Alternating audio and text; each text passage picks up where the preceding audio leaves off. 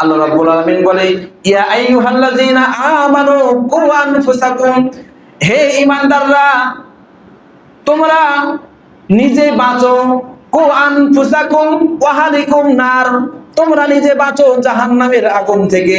কোথা থেকে? কোথা থেকে? জাহান্নামের আগুন থেকে তোমরা আগে নিজে বাঁচো। আগে নিজেকে বাঁচতে হবে।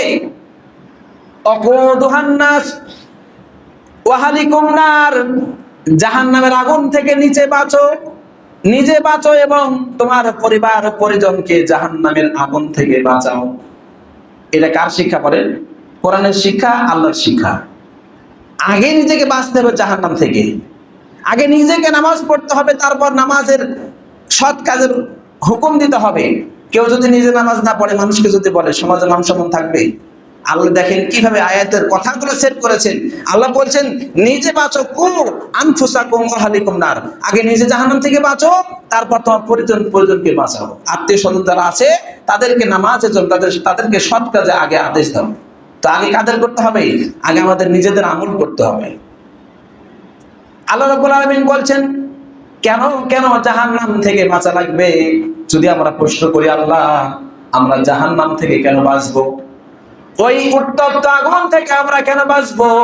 আল্লাহ রাব্বুল আলামিন তার পরের অংশে বলছেন অকুদুহান নাসু ওয়াল হিজারা, আর ওই জাহান্নাম থেকে বাঁচো যে জাহান্নামের লকড়ি হবে, যে জাহান্নামের খড়ি হবে, জাহান্নামকে জ্বালানোর জন্য যে জ্বালানি হবে, সেই জ্বালানিটা হলো পাথর, আর সেই জ্বালানিটা হলো মানুষ।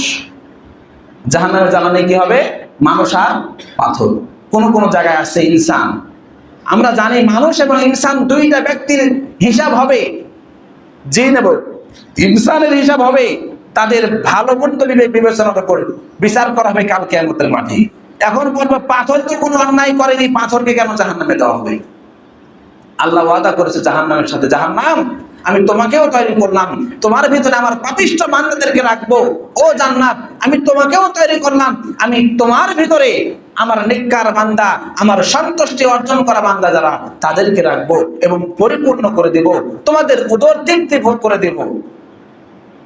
জাহান্নামে যখন সকল মানুষকে যখন দেওয়া হয়ে যাবে, জাহান্নাম সে সময় বলবে, আল্লাহ তাআলা প্রশ্ন করবে, জাহান্নাম তুমি কি পরিতৃপ্ত হয়েছো? আল্লাহ রাব্বুল আলামিনের এই কথা শোনার পর জাহান্নাম সঙ্গে সঙ্গে জবাব দেবে, হালিম তালাতা হালিম তালাতি ওয়া তাকুলু হাল মিন মাজিদ, আল্লাহ আরো কি আছে? আরো কি জাহান্নামী আছে? যদি থাকে তাহলে নিয়ে আসেন, এখনো পরিতৃপ্ত হয়নি।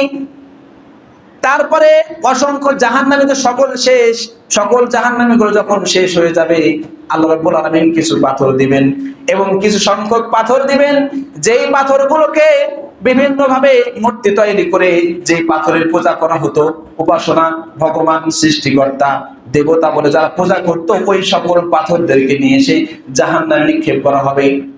এবং ওই ব্যক্তির সাথে যারা পাথরের পূজা করত, যারা পাথরের মূর্তির পূজা করত, ওই সকল ব্যক্তিদেরকে ওই পাথরের সাথে জাহান্নামে নিক্ষেপ করা হবে। আল্লাহ রাব্বুল আলামিন বলবেন, যাও যাও ও আমার নাফরমান বান্দারা, ও আমার পথভ্রষ্ট বান্দারা, যাও তোমার ভগবানের সাথে, যাও তোমার সেই সৃষ্টিকর্তার সাথে আজকে জাহান্নামে যাও। যে পাথরের কোনো শক্তি ছিল না, যে পাথরকে জোগানো লাগে, যে পাথর তার নিজের বডিকে সেভ করতে পারে না, যে মূর্তি তার বডিকে হেফাজত করতে পারে না, জানার পরে তোমরা করেছো, ওই সকল পাথরদেরকে জাহান্নামে দেওয়া হবে। এরপরেও যখন পাথর, যখন জাহান্নাম যখন পরিতৃপ্ত হবে না, এমন সময় আল্লাহ রাব্বুল আলামিন বলবেন, জাহান্নাম তুমি কি পরিতৃপ্ত হয়েছো? জাহান্নাম বলবে, হালিম তালাতি ওয়া তাকুলু হাল মিন মাজিদ, আল্লাহ কি আছে? আল্লাহ বলবেন, আর তো কিচ্ছু নাই, সকল কিছু শেষ। তারপরে জাহান্নাম বলছে যে আরো কি কিছু আছে নাকি? এমন সময় আল্লাহ রাব্বুল আলামিন তার কুদরতি পা যখন জাহান্নামের ভিতরে দিয়ে দিবেন বা দিতে যাচ্ছেন, এমন সময় জাহান্নাম বলবে, বাহ বাহ আল্লাহ, আর আমার প্রয়োজন নাই, আমার উদর তৃপ্তি হয়ে গেছে। জোরে বলে সুবহানাল্লাহ। আল্লাহ বলছেন ওই কঠিন জাহান্নাম থেকে বেঁচে যাও। দুনিয়ার আগুন লাগলে চামড়া পুড়ে যায়, দুনিয়ার আগুন লাগলে চামড়া পুড়ে। আল্লাহ বলছেন ওই জাহান্নামের আগুন যদি মানুষের গায়ে লাগে তাহলে চামড়া পুড়বে, প্লাস তার কলিজা পর্যন্ত পুড়ে যাবে। এত ভয়াবহ আগুন হলো জাহান্নাম। কোরআনের শিক্ষা গ্রহণ করে জাহান্নাম থেকে বাঁচার জন্য চেষ্টা করবেন। সারা পৃথিবী যখন শীত যখন প্রচন্ড হয়, সারা পৃথিবী শীতে নিস্তব্ধ হয়ে যায়, সারা পৃথিবীর সবকিছু থেমে যায়, কিন্তু বলেন আল্লাহ রাব্বুল আলামিন বলছেন পৃথিবীতে একজন ব্যক্তিকে শীত থামাইতে পারে না, তার নাম হলো ঈমানদার ব্যক্তি। কথা বলেন ঠিক না ঠিক? ঈমানদার ব্যক্তি ফজরের সময় সে নামাজে এসে উপস্থিত হবেন, এটাই সত্য।